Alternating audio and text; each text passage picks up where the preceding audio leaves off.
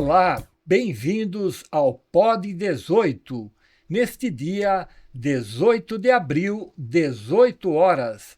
É com grande alegria que a DCE, Associação dos Dirigentes Cristãos de Empresas Núcleo Sorocaba, recebe hoje como nosso entrevistado o advogado Etevaldo Queiroz Faria, nosso amigo que é diretor secretário da ADCE Sorocaba. O tema desse podcast, Dirigente Cristão de Empresas. E é com alegria, então, que nós saudamos o nosso caro advogado, amigo da diretoria, Etevaldo Queiroz Faria. Bem-vindo, Etevaldo. Obrigado, Vanderlei, pelo convite que você realizou à minha pessoa. Eu fiquei muito contente em poder, de maneira singela e humilde, testemunhar a minha vida para levar àqueles que me cercam a presença inefável de Jesus com testemunhos, porque o cristão recebeu esta missão no seu batismo. Nós somos sacerdotes, profetas e reis, e nós não precisamos profetizar só com palavras. É necessário que nós nos esforcemos por testemunhar Jesus ressuscitado em nossas vidas através do nosso testemunho. E é na empresa, no escritório de advocacia, ao lado das pessoas que convivem com você, no mínimo 8 horas por dia, que você precisa dizer que você é cristão através das suas atitudes. Então eu fico muito feliz, contente mesmo em servir como instrumento para quem nos ouve. Maravilha, Etevaldo. Nós sabemos que o mundo de hoje, ele vive momentos de tensão, um clima de guerras, de uma economia que gera insegurança à população. E a DCE, entidade que todos nós temos o orgulho de fazer parte, tem como missão, unir, orientar, motivar os dirigentes de empresa para a prática, uma prática efetiva do pensamento social cristão. E compromete-se com a melhoria, o melhoramento pessoal, a transformação do ambiente onde a pessoa convive, para uma sociedade mais justa, promovendo assim a dignidade humana e objetivando assim o bem comum. Então eu queria, com essa sua saudação, que você, com certeza, é um testemunho que motivará durante o nosso bate-papo a muitas pessoas também a seguir os seus passos ou ter uma orientação para a promoção dessa dignidade humana. E eu queria que você começasse, então, contando um pouco quem é Etevaldo, onde nasceu, o nome de seus pais, quantos irmãos, qual é a origem da sua família, sua. Perfeito. Eu nasci na cidade de Boa Vista, na época Território Federal de Roraima, que em 1988 foi guindado a Estado de Roraima. Meus pais, pessoas simples, minha mãe costureira, meu pai trabalhando na lavoura, meu pai nos ofertou um testemunho de vida honesta e trabalhadora. Qual o nome do seu pai e sua mãe? Joaquim Andrade de Faria, o papai. A mamãe, Eunice Queiroz Faria. Aliás, eu quero fazer uma pequena referência da importância que eles trouxeram para Boa Vista. Ao papai foi dado o nome de uma rua, porque ele não era conhecido como Joaquim, e sim como Joca. Então, uma avenida em Boa Vista se chama Joca Faria. A minha mãe, costureira, aos 70 anos ela conseguiu se habilitar como motorista. ela fez um concurso público e ela se aposentou como inspetora de aluno. A mamãe, ela sempre foi muito vaidosa. Ela recebeu a alcunha dos alunos de árvore de Natal. Que bacana. Porque ela caprichava na sua fisionomia. E para o nosso gáudio, mamãe faleceu com 91 anos e 6 meses e recebeu o nome de uma escola. Escola Eunice Queiroz Faria. Então, sempre nos foi orientado a Igreja Católica Apostólica Romana. Eu fui coroinha. E em 1962, eu fui levado de Boa Vista, Roraima, a Rio do Oeste, Santa Catarina, para o Seminário Menor São Francisco Xavier. Tinha quantos anos? Eu tinha 14 anos. 14 anos. Olha só que mudou. E fiquei em Rio do Oeste, ali pertinho de Rio do Sul, no Vale de Itajaí, 1962, 1963. Mas teve algum motivo de sair de um ponto e ir para Santa Catarina? Porque os sacerdotes responsáveis pela Igreja Católica em Boa Vista eram os missionários de Nossa Senhora Consolata, fundada pelo santo... foi declarado santo pelo Papa Francisco. Puxa vida... Tá. Eu vou lembrar o nome dele. Tá bom, não tem problema. Mas, então, por isso eu fui de Boa Vista a Rio do Oeste. Tá. Fiquei 62, 63 em Rio do Oeste. Em 64, os sacerdotes me levaram para Jaú, aqui no estado de São Paulo. De Jaú eu fui para São Manuel. Nossa. Fiquei em São Manuel, no colégio, fazendo o colegial, 65, 66 e 67. E em 1968, aliás, algo assim sensacional para nós, seminaristas da época, porque o nosso superior, Padre Natal Facchini, de saudosa memória... Eu o conheci pessoalmente. Pois é, ele chegou em São Manuel em outubro de 1967 e disse para os 40 seminaristas: vocês vão se submeter ao vestibular em Sorocaba. Aqui está a programação, os livros. Com todo carinho, ele disse: se virem. E nós viemos para Sorocaba na primeira quinzena de janeiro de 68. Aí o nosso vínculo com o seminário São Carlos Borromeu, porque Dom Miziara nos recebeu e nós ficávamos no seminário.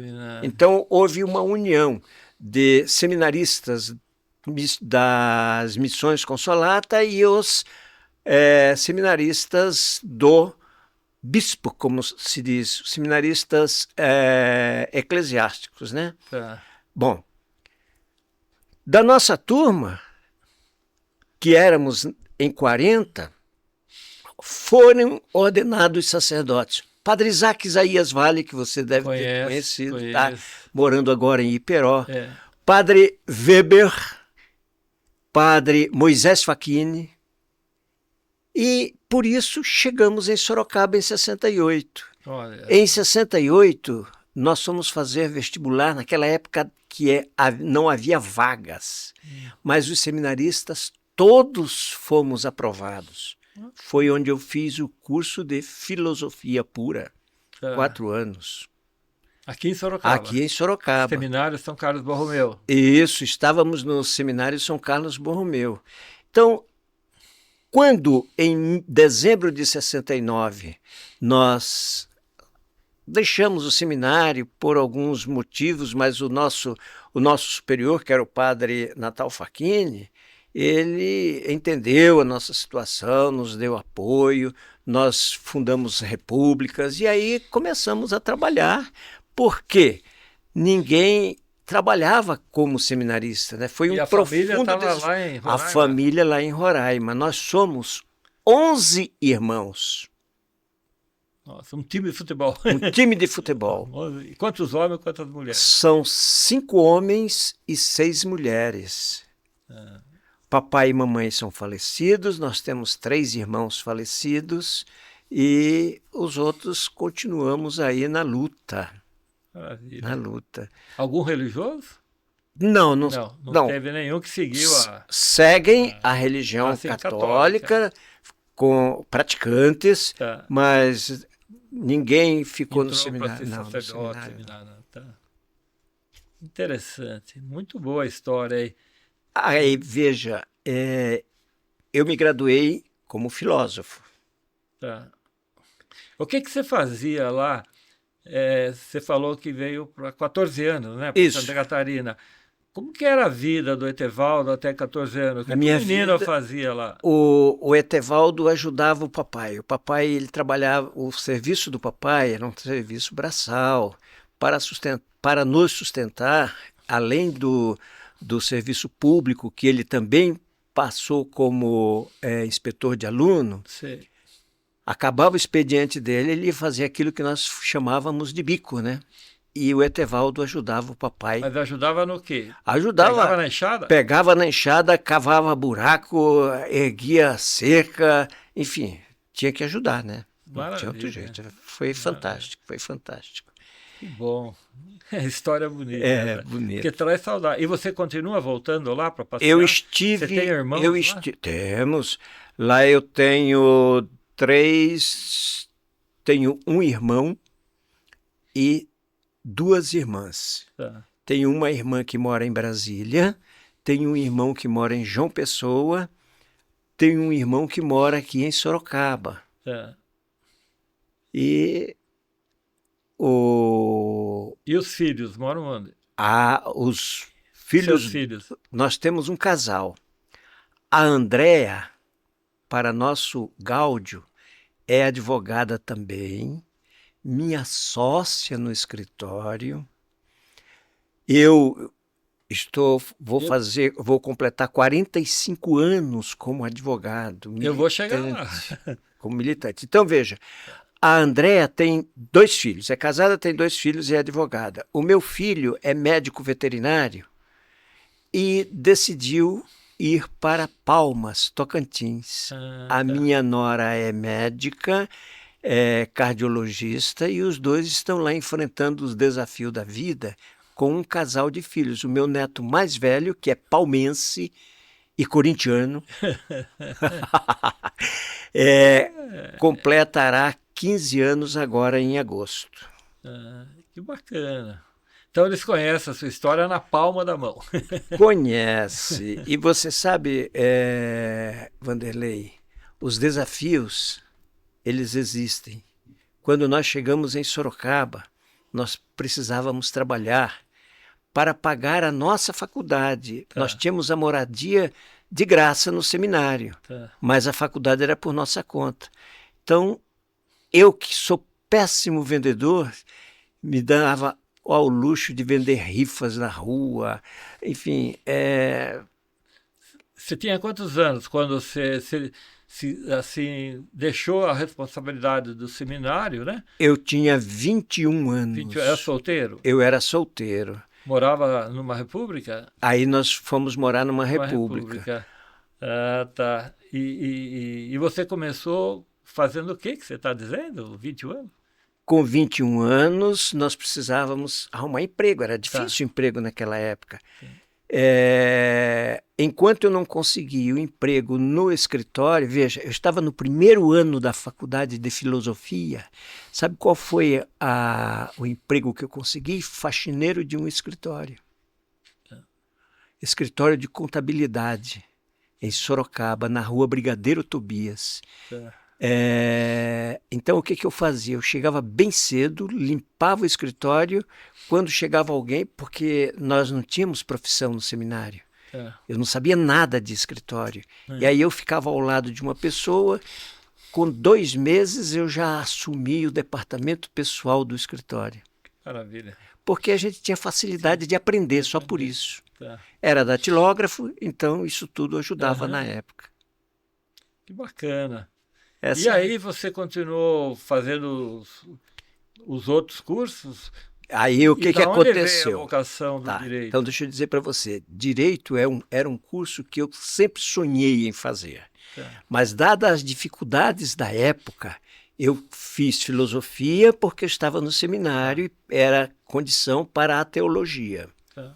Bom, em 1970 eu comecei a lecionar, eu não era formado ainda, porque eu me formei em 71, mas o Estado precisava de professores e a gente começou o exercício do magistério. Tá. Em 1971 eu me formei. Aí eu tive que fazer um curso para fechar minha área. Eu fiz estudos sociais, porque eu lecionei de 1970 a 1979 Educação Moral e Cívica e Organização Social e Política do Brasil, além de Psicologia, Sociologia.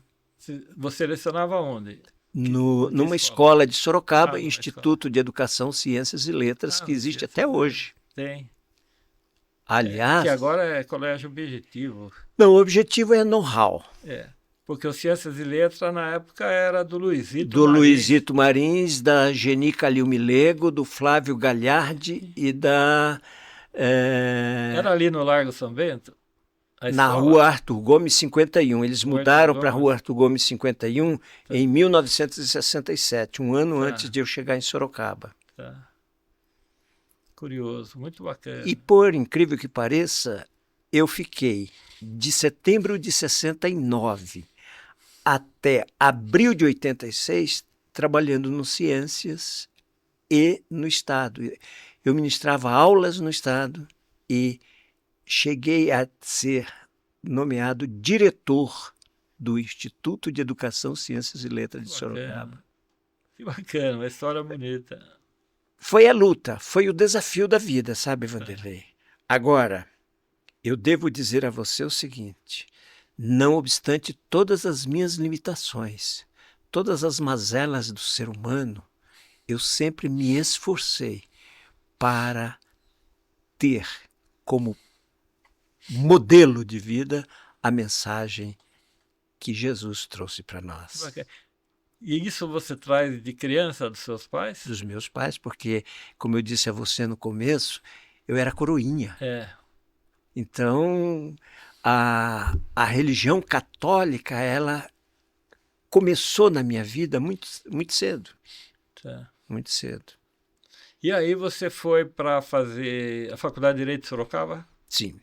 A Andréa, que é a minha filha, ela tinha 1 aninho quando eu comecei a 4ª graduação da minha vida, que foi Direito.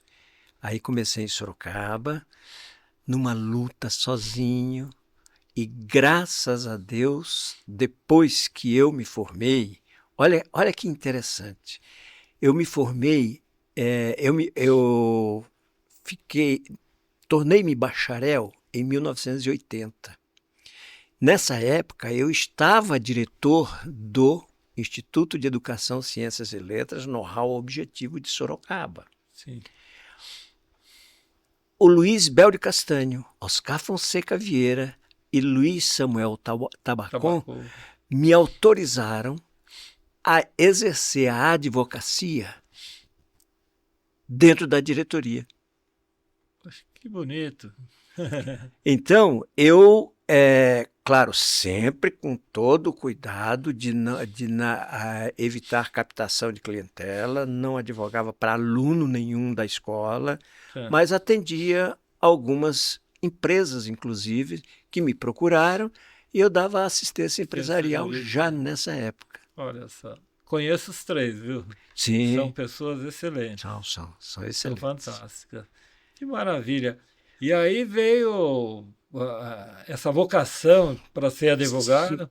Aí vejo o que aconteceu. Quando eu saí do... Você já era casado? Eu me casei em 1972. Eu não era casado quando comecei a fazer direito. Mas quando você formou ela? Quando eu já era formado em Como é o nome da filosofia. sua esposa? Rosa Maria Vernaglia Faria. Legal. E a filha veio... A filha é a mais velha, quando ela... Andréia. É a Andréia. Ela... Tinha 1 ano, você falou? Quando Tinha 1 ano. Ela ia fazer 1 aninho quando eu comecei a fazer direito. Hoje ela tem 49. Tá. Olha só. Na minha época de direito foram 4 anos só. Tá. Depois voltou a 5. Que legal. E ela acompanhou você trabalhando de advogado? Quando você ela igual meu pai, entrou... Bom, mas quando ela entrou na faculdade de Direito, ela começou a trabalhar comigo já, como estagiária. E daí para frente ela não parou mais. Hoje ela é minha sócia. Bacana. No escritório. 1 ano de idade olhando o pai, e depois sócia. Exatamente, hoje é sócia. Que maravilha, rapaz. Você falou então, é possível, Tevaldo, atuar com justiça na área de direito em meio a tantas injustiças sociais, né? Que a gente vê no mundo, em Sorocaba, em todo lugar. É difícil ser um advogado, principalmente quando nós estamos falando de um advogado cristão, que tem princípios, que tem uma moral ética, né? Como a própria DCE sempre prega, a ética nos negócios, né? É difícil. Olha, não é fácil não. Deixa eu dizer uma coisinha para você. Na OAB, eu já, por 2 mandatos, eu participei da diretoria da OAB, aqui em Sorocaba. Participava de comissões. Então, eu, por muitos e muitos anos, eu estive diretamente vinculado à OAB. A OAB é a Ordem dos Advogados do Brasil, seção de Sorocaba. Então, veja o que acontece, o que aconteceu. Estamos em 2025, então, em dezembro de 2022, eu estava vice-presidente do Tribunal de Ética da subseção de Sorocaba. E, ao mesmo tempo, eu pertencia ao Conselho de Ética. 31 de dezembro de 2024, acabou o nosso mandato no Tribunal de Prerrogativas da OAB. Hoje, eu não tenho nenhuma função lá, mas só para dizer para você e responder essa sua pergunta, a OAB, ela é preocupação da OAB o aspecto ético do advogado. E o que é ser ético para o advogado?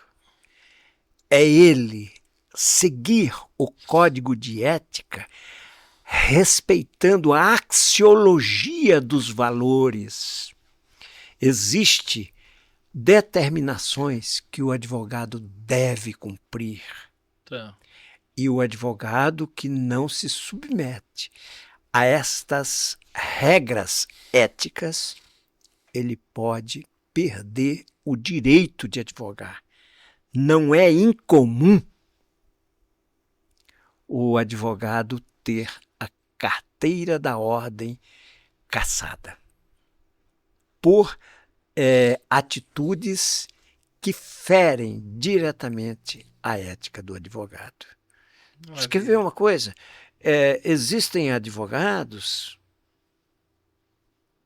que recebem valores do cliente e não repassam.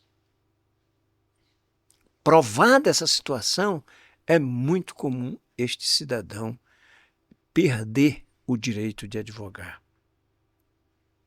Então, vivemos hoje realmente num mundo desafiador. Eu olho com muita tristeza algumas decisões que são prolatadas por órgãos colegiados do país. Por quê?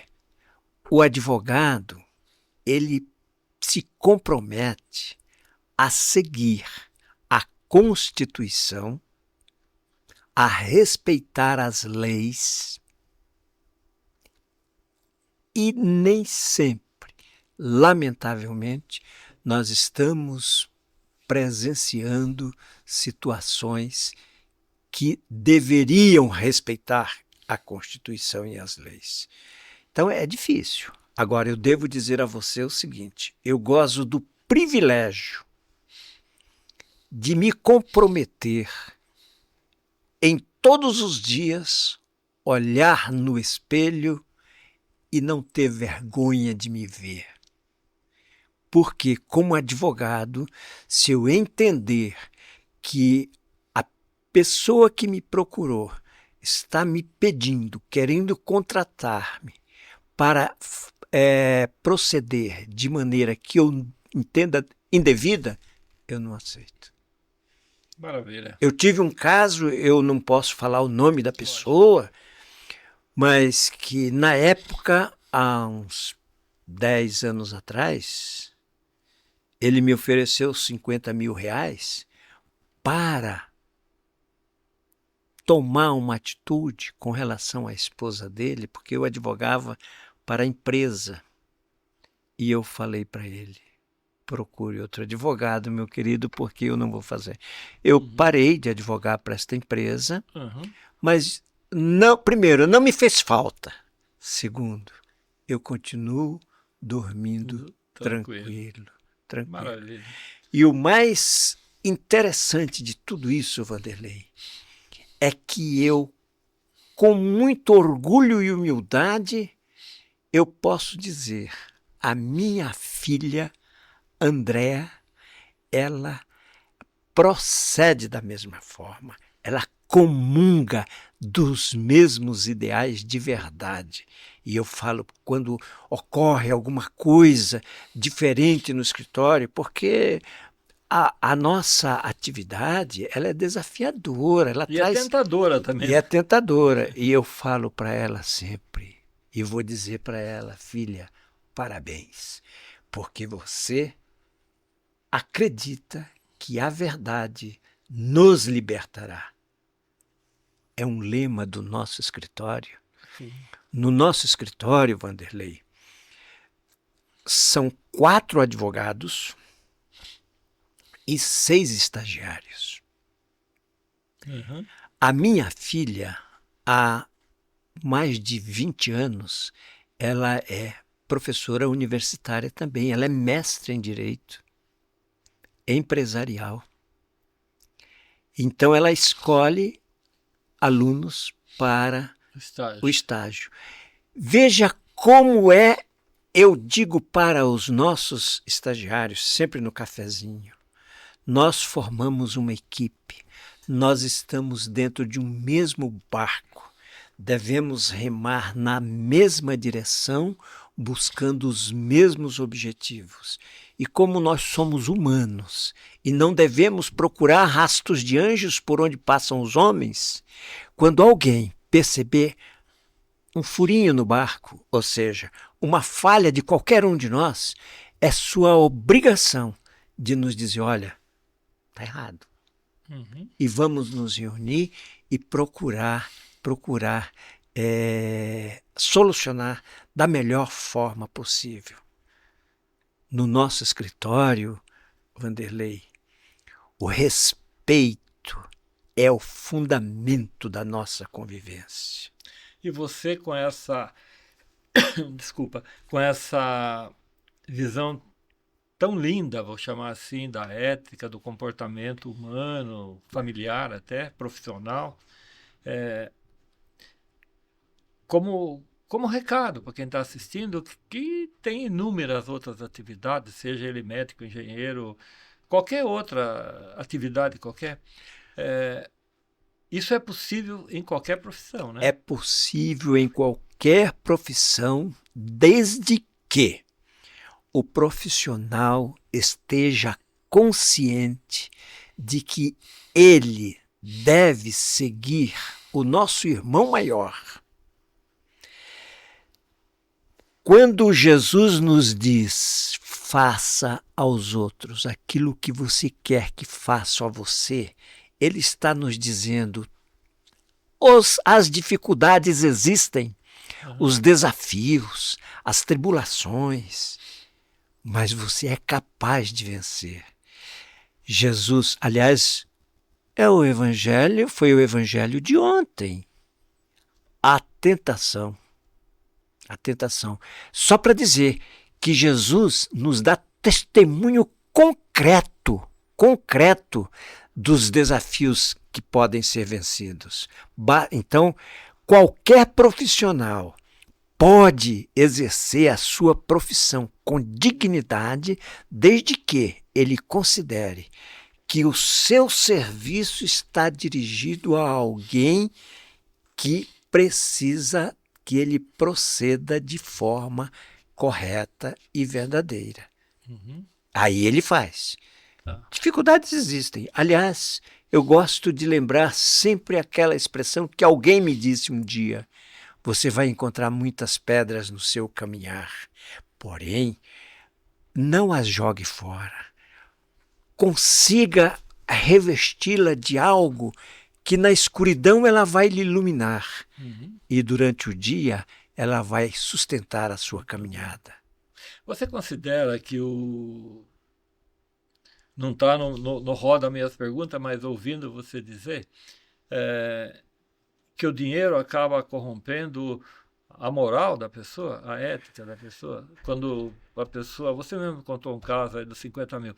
É por isso que a gente vê tantos casos de corrupção no Brasil? A corrupção, ela só existe porque as pessoas que se deixam corromper esquecem que o caixão não tem gaveta.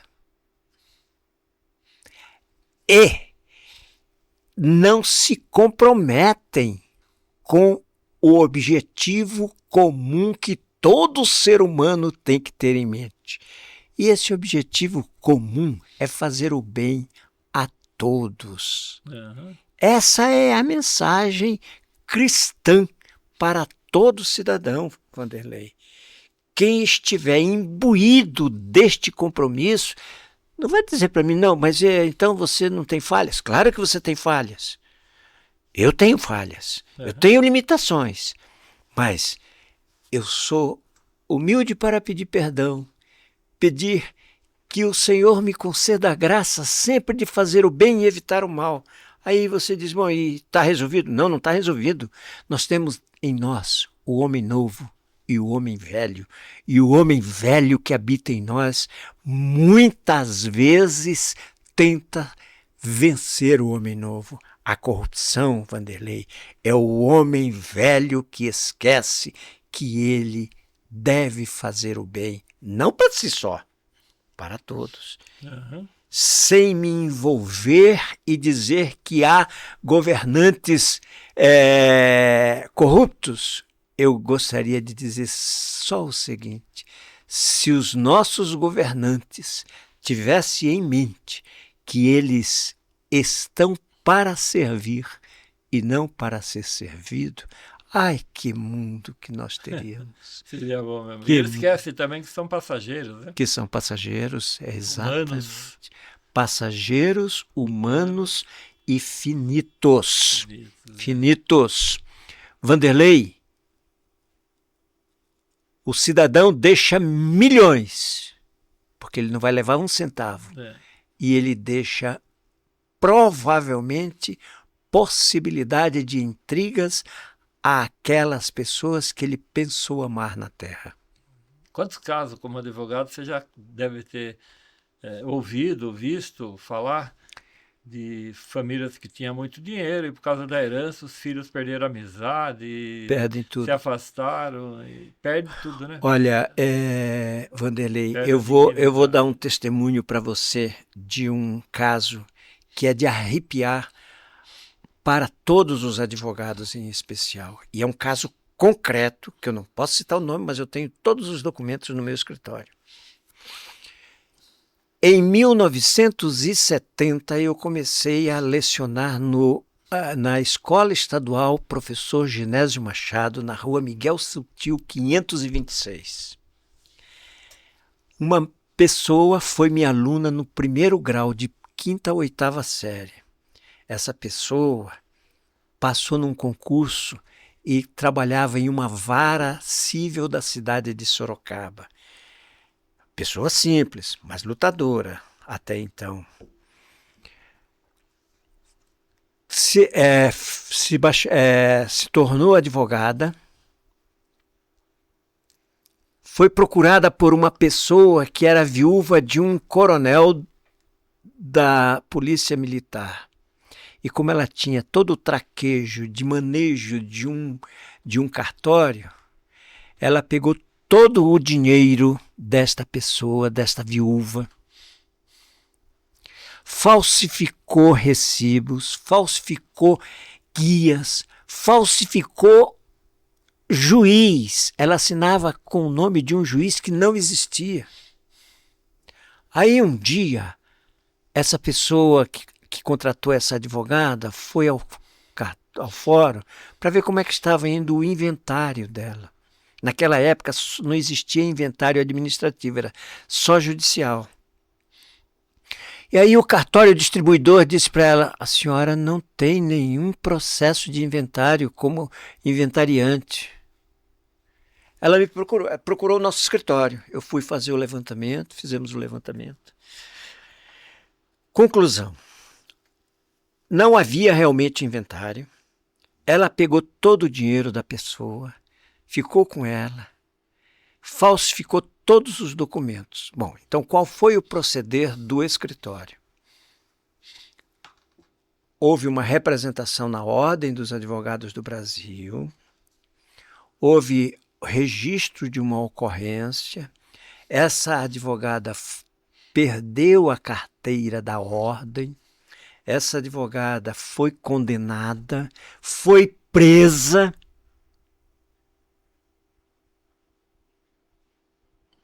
E perdeu a possibilidade de fazer aquilo que poderia torná-la melhor.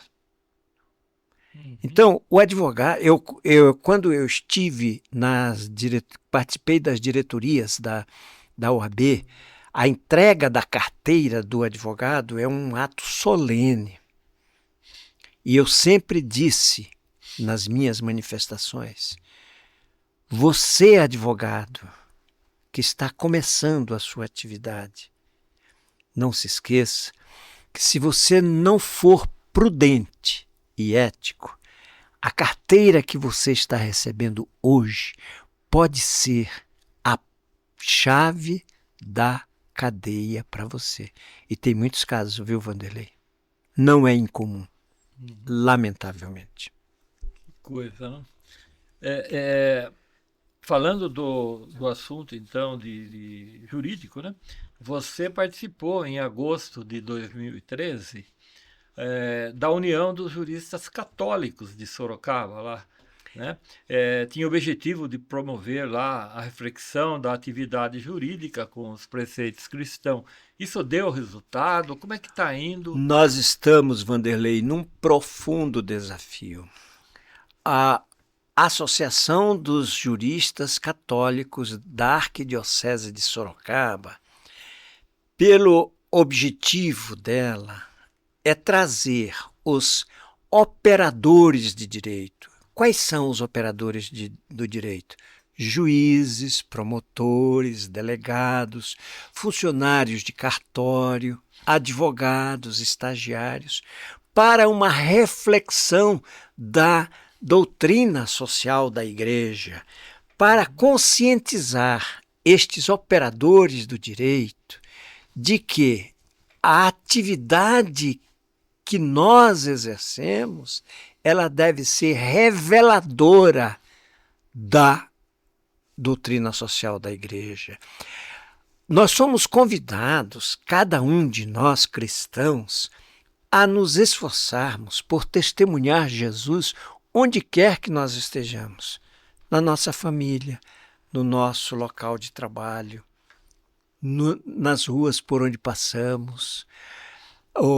Vanderlei, o olhar carinhoso para aquela pessoa que lhe pede uma esmola, às vezes consola mais do que o valor que você está dando para ela. O respeito que você deve ter dentro do seu local de trabalho é fundamental para o seu sucesso. Voltando lá para o meu pequeno escritório, que nós navegamos em 10 pessoas, eu costumo dizer a todos eles, hoje mesmo no café, disse, olha, nós precisamos nos dar as mãos. E o vínculo de nos dar as mãos é o respeito. E quando eu falo em respeito, eu estou lembrando do cristão que deve exercer sua atividade de maneira respeitosa mesmo. E a União dos Juristas está trabalhando, mas infelizmente não consigo entender por quê. Aliás, eu volto sempre a me preocupar com aquela mensagem de São Paulo. Um planta, outro rega, mas quem colhe é o Pai. Mas vamos aproveitar a oportunidade, Tevaldo, falando você para aquela Câmara, convida quem é de todas essas áreas jurídicas a procurar você para conhecer a União dos Juristas Católicos. Perfeito. Este convite é especial a juízes, que nós já convidamos muitas vezes, a promotores. Você tem um juiz aposentado, Colombo? Tem, o Colombo é um juiz aposentado. Aí, então, Antônio Colombo. Antônio Colombo. Então, nós convidamos, a União dos Juristas convida juízes, promotores, delegados, funcionários de cartório, pessoas aposentadas que são operadores de direito a participar conosco. As nossas reuniões acontecem todo segundo sábado do mês no Centro de Pastoral Arquidiocesana, das 10 às 11 horas. E como operadores de direito, nós somos fiéis ao horário. Começa às 10 e termina às 11. E olha, nós analisamos sábado passado a dignidade da pessoa humana sob o aspecto cristão nos termos da mensagem do Santo Padre, o Papa Francisco. É um livrinho pequenininho, que tem 4 capítulos. Nós já analisamos o primeiro e o segundo. Então, fica-se lá, alguém vai, se prepara, começamos a ouvir, podemos interferir, conversar, discutir, e 1 hora depois, Wanderlei, encerra-se o assunto. Bacana, gostei. Então, quem ouviu aí o convite do Tevaldo, qualquer dúvida, telefona para ele, procura ele. Com prazer ele vai responder. Olha, quem quiser falar comigo é só ligar no 981119163. Atende 24 horas por dia, de segunda a segunda, sem nenhum compromisso. Mas será um prazer muito grande recebermos esses operadores de direito aos quais nós já nos referimos. E você também, aproveitando o gancho, né? Já que hoje é o nosso podcast 18, no dia 18 de abril, às 18 horas, que foi tudo colocado 18, porque foi uma homenagem também à hora do Ângelus, né? Por isso que nós colocamos 18.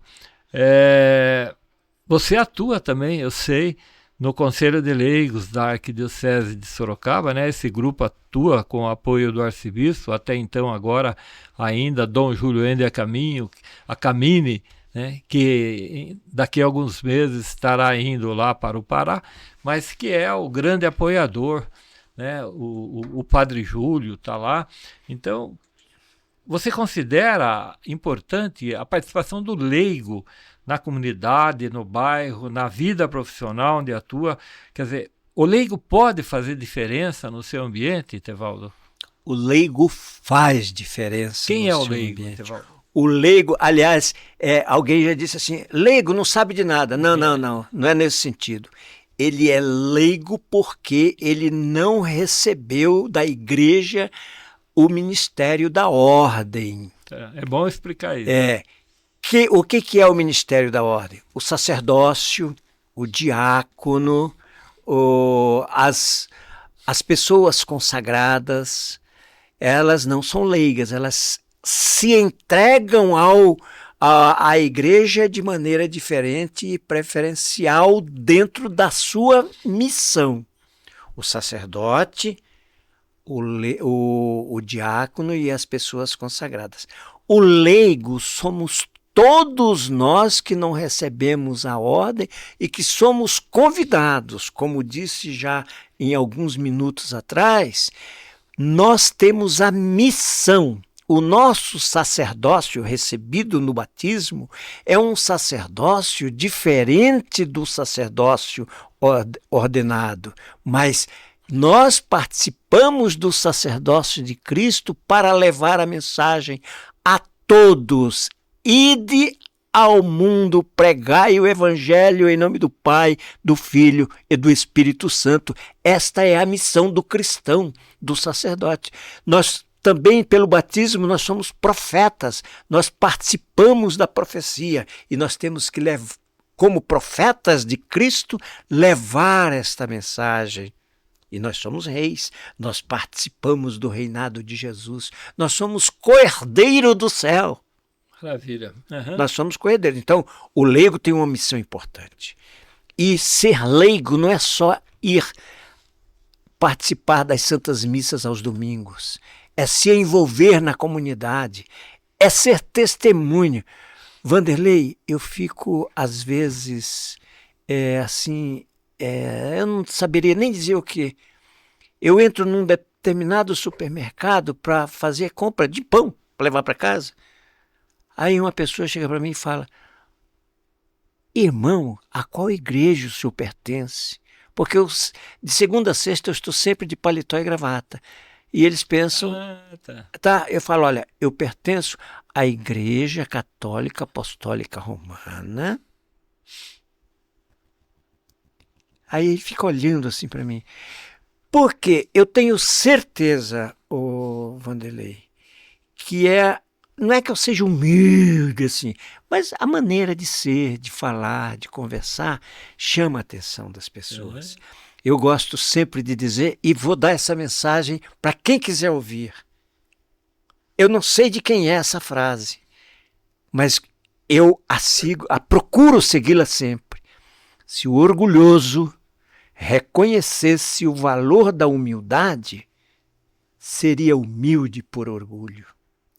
Porque a pessoa humilde cativa, a pessoa humilde recebe o respeito e ela é tratada com a dignidade, que não é uma opção nossa.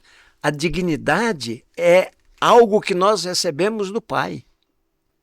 E todos temos e todos devemos respeitar.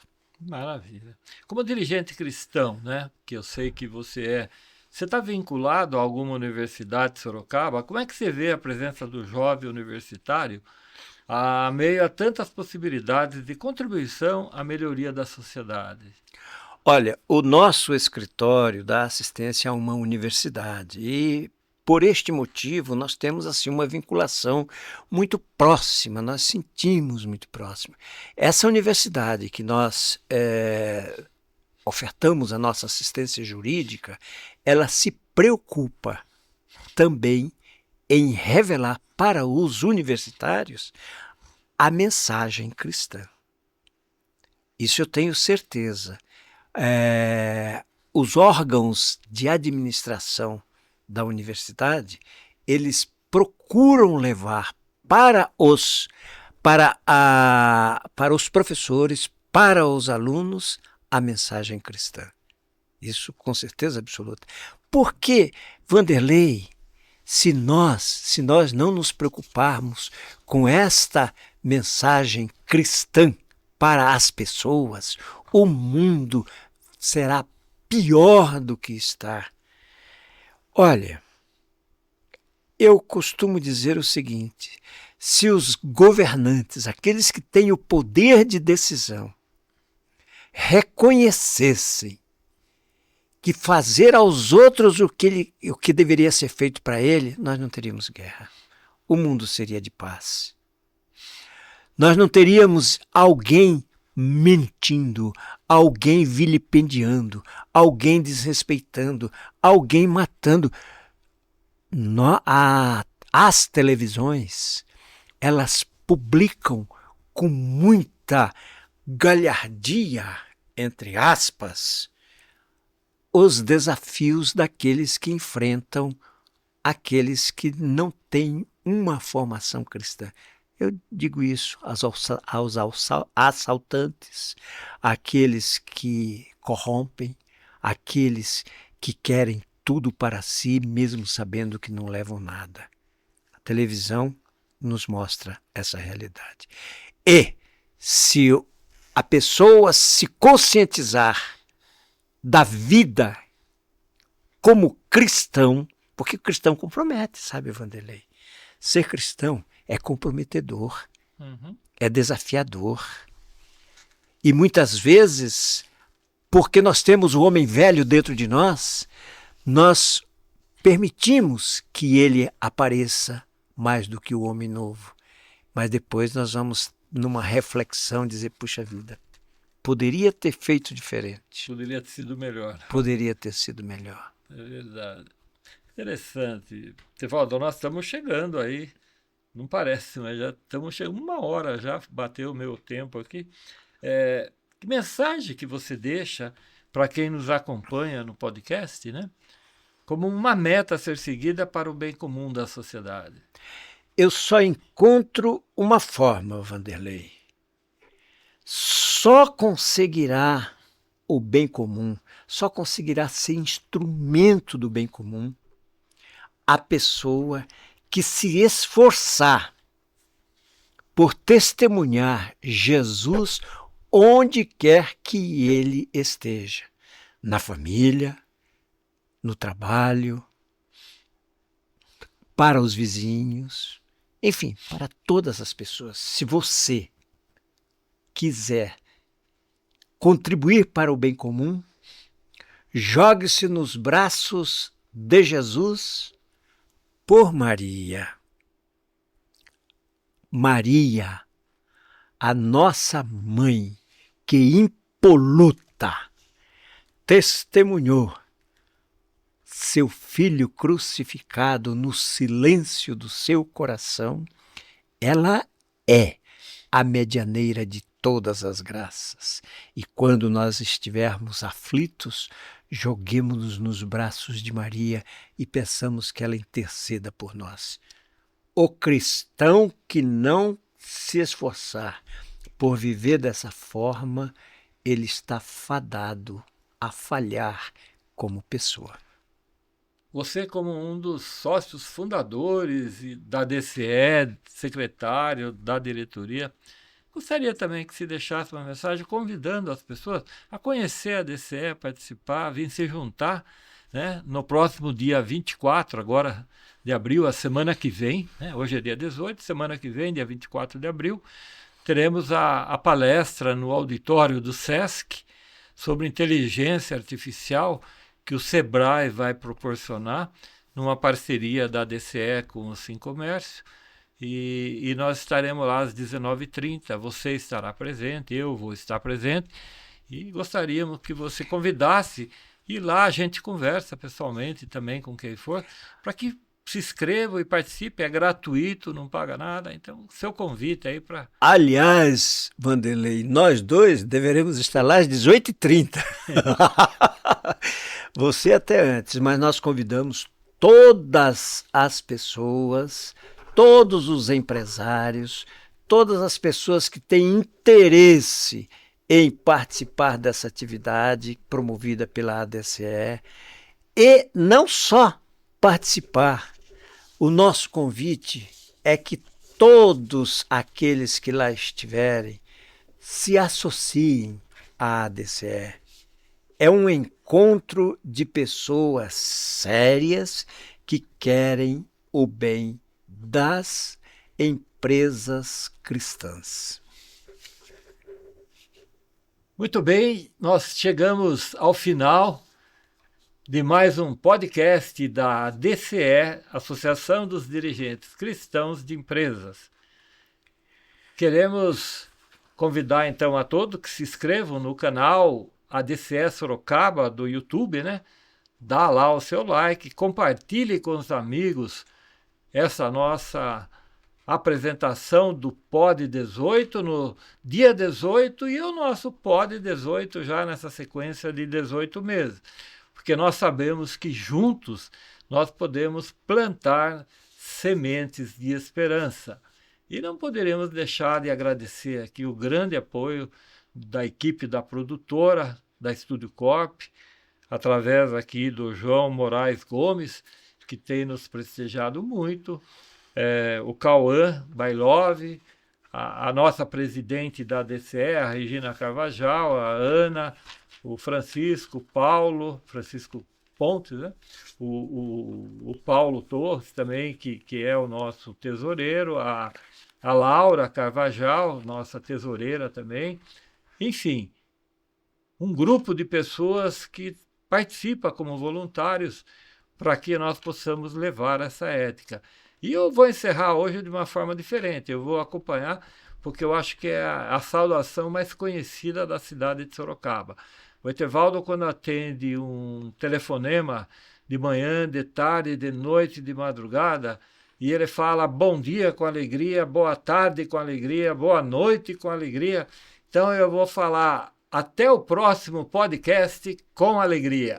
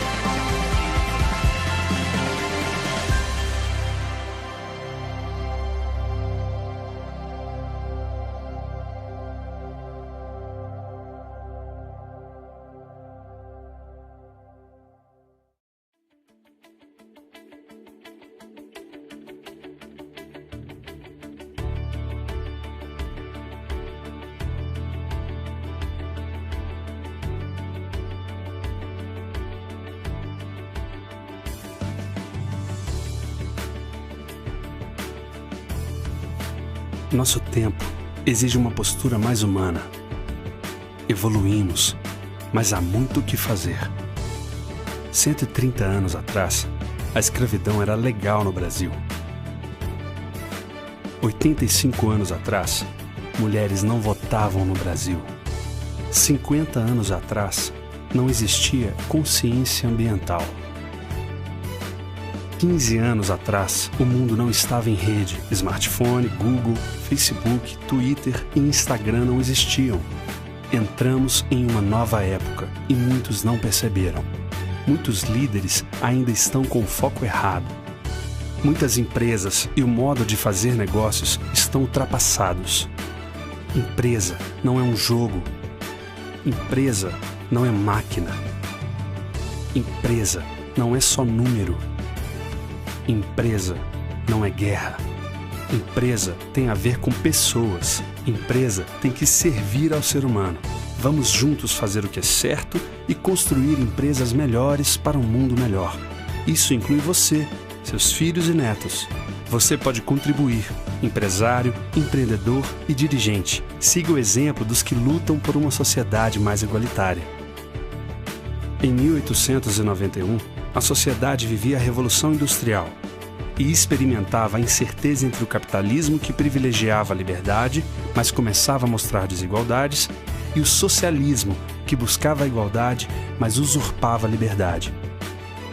Nesse contexto, empresários católicos começam a debater mudanças necessárias, respondendo à encíclica Rerum Novarum, do Papa Leão XIII. Em 1931, na Bélgica, é fundada a UNIAPAC, União Internacional das Associações de Dirigentes Cristãos de Empresa. A UNIAPAC foi a primeira entidade no mundo a debater e a promover a responsabilidade social no mundo dos negócios. Hoje, está presente em mais de 35 países no mundo. São mais de 20 mil líderes empresariais extremamente ativos em diversos setores da economia. Em 1961, chega ao Brasil pelas mãos de empresários paulistas como a DCE, Associação de Dirigentes Cristãos de Empresa.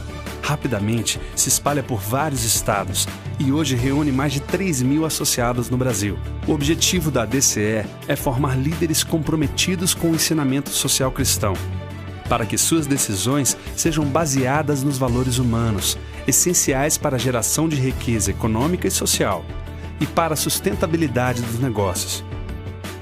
A DCE realiza atividades por todo o país, congresso, fóruns de debates, palestras, cursos, encontros de reflexão e mantém parceria com diversas entidades, também comprometidas com a transformação da sociedade. Seu grande programa atualmente é o Empresa com Valores, criado em parceria com a CNBB para ajudar os líderes empresariais a conduzir seus negócios com atitudes plenamente humanas. O Empresa com Valores vai chegar a todas as cidades do Brasil, comprovando ser possível manter empresas éticas, competitivas, lucrativas e socialmente responsáveis. Dar certo, fazendo a coisa certa do jeito certo, só é possível com valores bem definidos, conhecidos e praticados. A DCE convida você a conhecer mais sobre a associação e o programa Empresas com Valores. Participe! Mudar é possível.